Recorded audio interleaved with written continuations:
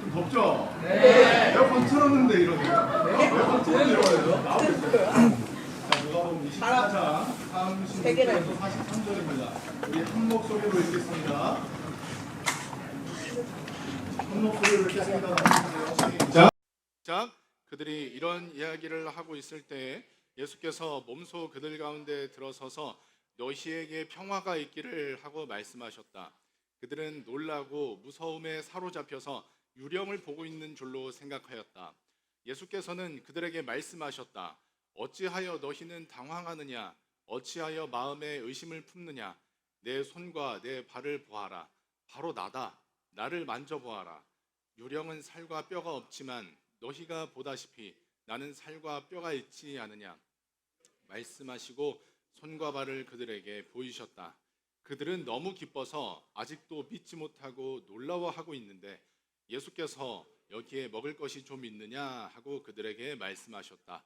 그래서 그들이 그에게 구운 물고기 한 토막을 드리니 예수께서 받아서 그들 앞에서 잡수셨다. 아멘.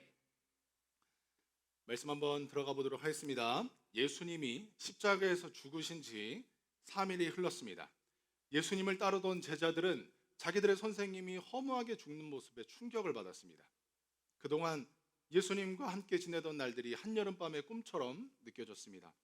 예수님이 돌아가시기 전에 자기가 분명히 다시 살아날 거라고 말씀했지만 제자들 중에 그걸 믿는 사람은 아무도 없었습니다. 몇몇은 같이 모여서 슬픔을 달래기도 했고 또 몇몇은 모든 걸 포기하고 고향으로 돌아갔습니다. 그렇게 엠마오로 돌아가던 두 제자들이 있었습니다. 다 끝났구만. 이분은 좀 다를 줄 알았는데 말이야. 그러게 말일세. 이번엔 정말 메시아를 만난 줄 알았어. 그때 지나가던 한 사람이 그들에게 말을 걸어왔습니다. 그분은 부활하신 예수님이었지만 제자들은 깨닫지 못했습니다. 이보시오, 무슨 이야기를 그렇게 하십니까? 부하니 예루살렘에서 오시는 것 같은데 그 얘기 못 들으셨습니까? 글쎄요, 무슨 일입니까? 나사렛 예수 말입니다. 그분은 분명 능력 있는 예언자였습니다. 그분이야말로 이스라엘을 구원하실 분이라고 믿었지요. 그런데 대제사장들과 지도자들이 그분을 십자가에 못 박아 죽게 만들었습니다. 아니 게다가 오늘 새벽에는 그 무덤이 텅 비어있지 뭡니까? 아니 누가 뭐 때문에 그분의 시체를 훔쳐갔을까요? 대체 무슨 일이 일어나고 있는 건지 도통 모르겠습니다. 아니 보아하니 그분의 제자들 같은데 아니 아직까지 이렇게 깨달음이 없으십니까? 예수는 고난을 받아야 했습니다. 그래야 하나님의 영광에 들어가는 거지요. 제가 성경을 가지고 좀 설명을 해야겠습니까? 네? 아니 그게 무슨 말입니까? 설명을 좀 해주십시오. 예수님은 그들에게 성경으로 이 모든 것을 설명해 주었습니다. 예수님의 설명을 들을수록 그들의 마음은 왠지 모르게 뜨거워져 갔습니다. 이제 그들의 목적지에 다다랐지만 예수님의 설명을 더 듣고 싶어서 그들은 예수님을 저녁 식사 자리에 초청했습니다. 그리고 그 식사 자리에서 예수님은 십자가에 달리시기 전날 밤처럼 떡을 떼어 그들에게 나누어 주셨습니다. 바로 그 순간 제자들은 깨달았습니다. 자기들이 지금껏 이야기를 나눈 그분이 바로 예수님이신 것을요.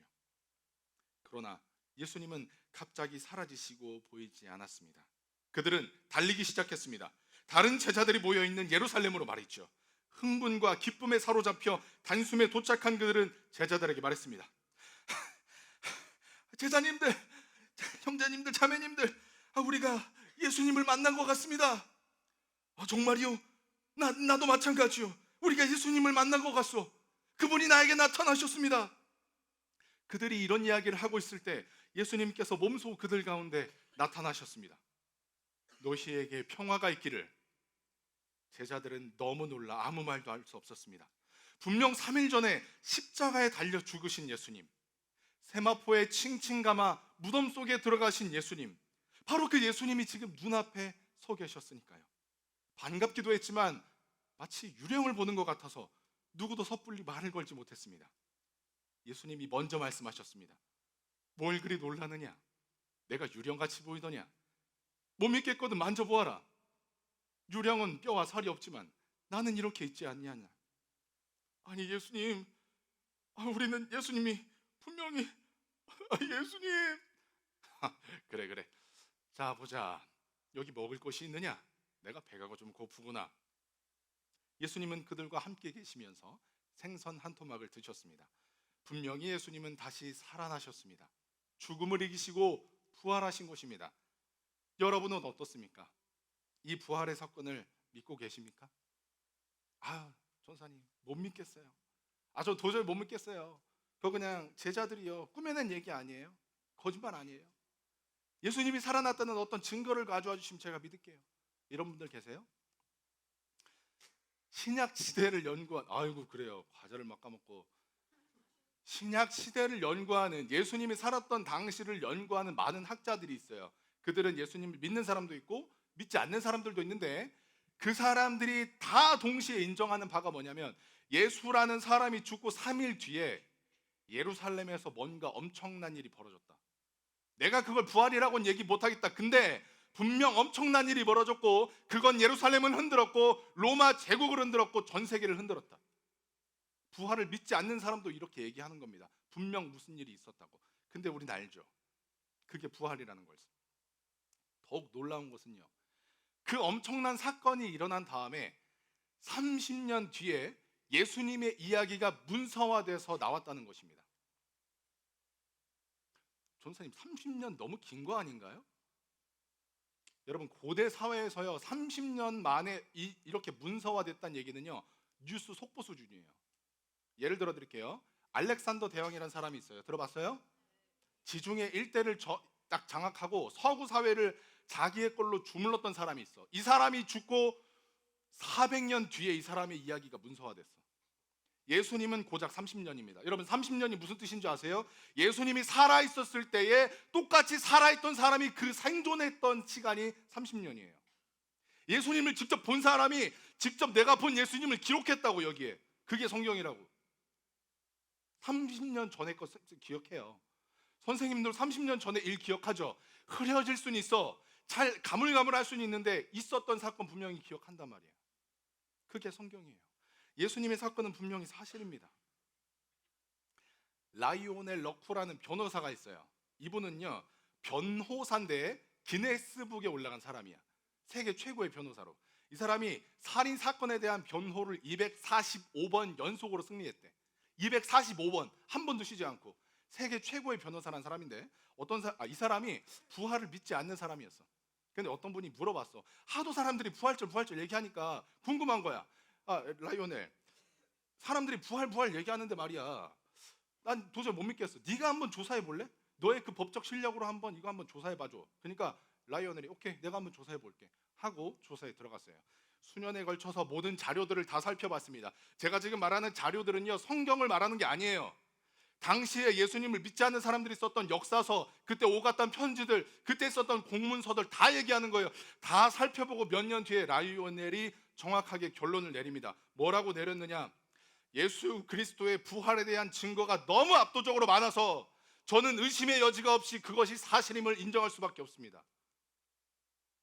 이 사람은 세계 최고의 변호사였어요. 증거들을 가지고 그 안에 있는 진실을 파헤치는 사람이었다고. 그리고 자기가 맘만 먹으면 내가 유리한 대로 증거를 가지고 올 수도 있는 사람이었어. 변호사니까. 그렇죠? 근데 이 사람이 그 수많은 증거 앞에서 얘기하는 거야. 이건 부정할 수 없는 사실이구나. 이 사람이 사실을 인정하고요, 이 사람이 예수님을 영접하고 그렇게 살아가게 됩니다. 미국에요 시카고 트리뷴이라는 일간지가 있어요. 일간지. 굉장히 큰 신문사인데, 이 회사의 최연소로 합격한 리 스트로베리라는 기자가 있었습니다. 이 사람은요 기자로서 실력을 인정받았어요. 승승장구했어. 인정받고 존경받으면서. 그런데 어느 날 보니까 아내가 좀 이상해. 어디 갔다 왔는데 눈이 막 퉁퉁 부어있어. 무슨 일이야 했더니 자기가 예수님을 만났대. 예수를 만났다고? 무슨 소리야? 그러더니 아내가 세례를 받고 교회 나가기 시작했어요. 이 스트로베리 화가 난 거야. 아니 어떻게 그런 거짓말을 믿을 수가 있냐고. 어떻게 그런 바보 같은 걸 믿을 수가 있냐고. 그래서 스트로베리요 조사를 시작합니다. 내가 이거 거짓말인 거 밝혀내서 내 안에 구출을 하리라. 특별히 그는 예수의 부활에 집착했어요. 예수의 부활이 거짓말이고 알게 되면 이거 다 거짓말이라고 내가 할 수 있으니까. 그렇게 사람은 조사를 시작합니다. 이 사람 기자예요. 기자라고요. 모든 증거들을 다 수집해서 봅니다. 역사 자료, 고대 문서 다 뒤집니다. 심지어 현대에 있는 법의학자까지 찾아가요. 예수의 부활이 진짜인지 물어봅니다. 예수의 부활인지 물어봐요. 그랬는데 이 사람이 조사를 하면 할수록 어떻게 되냐? 예수의 부활이 사실인 걸 인정하게 돼요. 예수의 부활을 자기가 사실이라고 얘기할 수밖에 없게 돼요. 그래서요, 그는 결국 회심하고 예수님을 믿게 됩니다. 이 이야기를 바탕으로 만든 영화가 예수는 역사다라는 영화예요. 보신 적 있죠? 본 사람도 있을 거예요. 그 영화에서요, 이런 얘기가 나와요. 모든 증거가 다 있어. 다 있는데 끝까지 자기 자존심 때문에 안 믿는 거야. 자기 자존심 때문에. 그러다가 결국 하나님 앞에 엎드리면서 자존심을 꺾고 예수님을 믿으면서 내뱉는 대사가 있어요. Alright God, you win. 좋아요 하나님, 당신이 이겼습니다. 그 후에 스트로베리 예수님을 인정하고 영접하게 되죠. 여러분, 이거 외에도요, 너무나 많은 간증이 있고요, 너무나 많은 사건들이 있고, 너무나 많은 증거들이 있어요. 사실들이 있다고요. 예수의 부활이 사실이라는 걸 계속해서 말해주고 있어요. 여러분, 예수님의 부활이 사실이라는 걸 여러분이 믿으세요? 여러분이 믿으세요? 물론요, 여러분들이 믿지 않는다고 해서 예수님의 부활이 없어지고 예수님이 부활하지 않게 되고 그런 건 아니에요. 여러분들이 믿든 안 믿든 예수님의 부활은 사실입니다. 근데 제가 여러분들한테 왜 이렇게 얘기하고 예수님의 부활을 왜 소개하느냐, 이걸 믿는 순간 여러분들의 인생이 달라지기 때문이에요. 얘들아, 너희들의 인생이 달라진다고. 예수님의 부활을 믿는 순간. 아까 얘기해서 예수님이 죽고 난 다음에 제자들은 흩어지기도 했는데 어떤 제자들은 모여 있었다고. 왜 모여 있었는 줄 아니? 두려웠어. 무서웠다고. 예수님을 잡아 죽인 유대인들이 자기도 잡아 죽일까봐 다 모여가지고 집 하나에 뭉쳐가지고 문이나 문은 다 걸어 잠그고 있었다고. 두려워서. 그런데 그들 앞에 부활하신 예수님이 나타나신 거야. 그들에게 부활의 증거를 보여주신 거야. 그 뒤로 그들이 어떻게 됐는 줄 아니? 잠겨있던 문을 열었어. 밖으로 나갔어. 그리고 증거하기 시작했어. 예수님이 살아계신다. 예수님이 하나님의 아들이시다. 그분이 메시아이시다. 그분을 믿고 구원을 받아야 된다. 유대인들에게 잡혀갔어. 목이 잘려 죽었어. 돌에 맞아 죽었어. 예수님처럼 십자가에 달려 죽었어. 예수님처럼 죽기 싫다고 거꾸로 십자가에 매달리는 사람도 있었어. 아니, 그 겁쟁이들이 어떻게 하다 그렇게 됐을까? 그 두려움에 떨던 사람들이 어떻게 그렇게 됐어? 그 사람들은 부활을 받기 때문이야. 그 사람들은 부활을 경험했거든. 더 이상 죽음이 두렵지 않았거든. 그래서 그들은 그런 인생을 살아갈 수 있었던 거야. 얘들아, 너희들이 크리스찬이라면, 세상이 말하는 기독교인이라면 이걸 기억해야 돼. 기독교의 핵심이 바로 부활이라는 것을. 부활을 믿는 사람이 크리스찬이야. 내가 교회 다닌다고 하면서 부활을 믿지 않는다? 크리스찬 아니야. 신앙이 있다고 할 수 없어. 부활이 없다고 하면 있잖아, 우리가 믿는 게 얼마나 바보 같은 거야. 어떤 사람이 굉장히 착한 사람이래.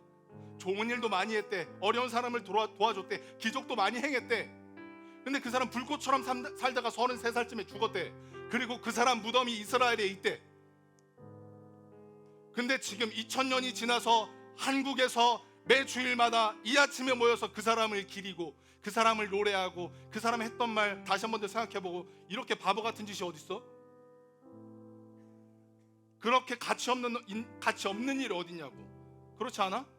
부활이 없으면 이 모든 건 바보 같은 일인 거야. 근데 부활이 있기 때문에 우리가 가능한 거야. 그냥 단지 서프라이즈에 나오고 꼬꼬무에 나오고 잘해봤자 위인전에 나올 만한 그런 이야기가 예수님께서 부활하셨다는 사실이 더해지면 사람의 이야기가 아니라 하나님의 이야기가 되는 거야. 그래서 그때부터는 서프라이즈가 아니라 꼬꼬무가 아니라 위인전이라 아니라 성경에 들어가는 거라고. 부활은 사실이야. 부활이 있기 때문에 우리가 이 신앙을 가지고 있는 거라고. 그래서 너희들에게 이렇게 말하는 거야. 얘들아, 부활은 사실이고 너희들이 부활을 믿어야 하는 거야. 어제 전도사님이 설교를 다 쓰고 밤에 이렇게 읽어보면서 연습을 하고 있었어. 그런데 전도사님의 아내가 옆에 와서 뭘 정리하려고 잠깐 왔었어.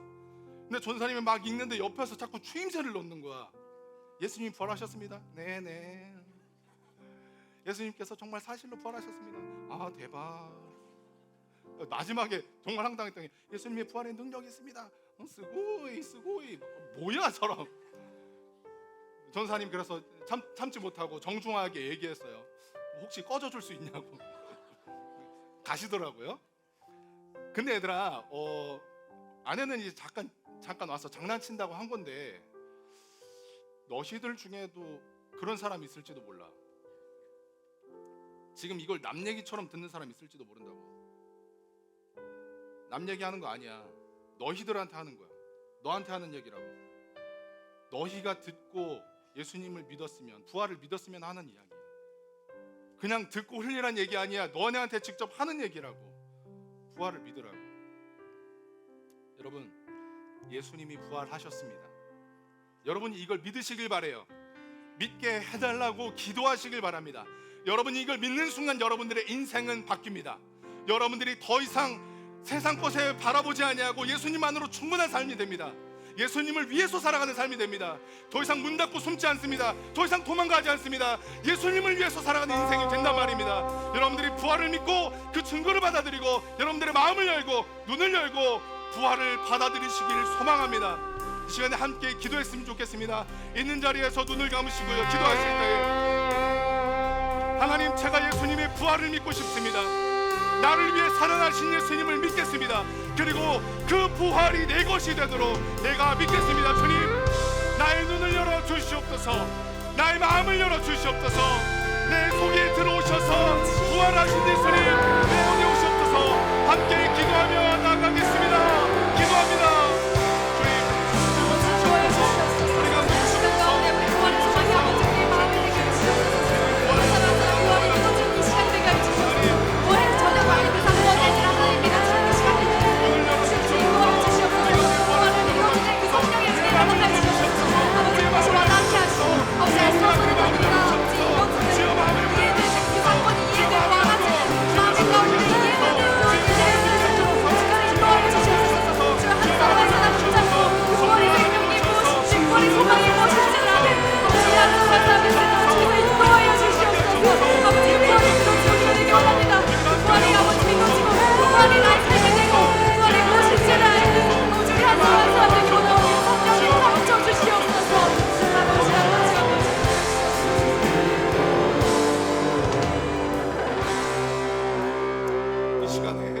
부활하신 예수님을 믿기 원하는 분들이 있다면 기도하시는 상태로 자기 가슴에 손을 올리겠습니다. 그리고 이제 저를 따라 기도하겠습니다. 기도합니다. 하나님, 제가 예수님의 부활을 믿고 싶습니다. 저에게 믿음을 주시옵소서. 겁이 나서 숨었던 제자들처럼 제 믿음도 숨어 있었지만 이제는 달라지고 싶습니다. 부활하신 예수님을 믿게 하시옵소서. 달라진 인생 살게 하시옵소서. 예수님만을 위해 살아가게 하시옵소서. 부활하신 예수님의 이름으로 기도합니다. 아멘. 아멘. 우리 하나님께 영광의 박수 올려드리겠습니다. 하나님, 우리에게 부활 허락하셔서 감사합니다. 주님 찬양 받아 주시옵소서. 하나님께 더 크게 영광의 박수 올려드리면서 나아가겠습니다. 여러분, 다시 한번 우리 찬양으로 나아가길 소망합니다. 자리에서 일어나겠습니다. 다시 한번 더 찬양으로 나아가겠습니다.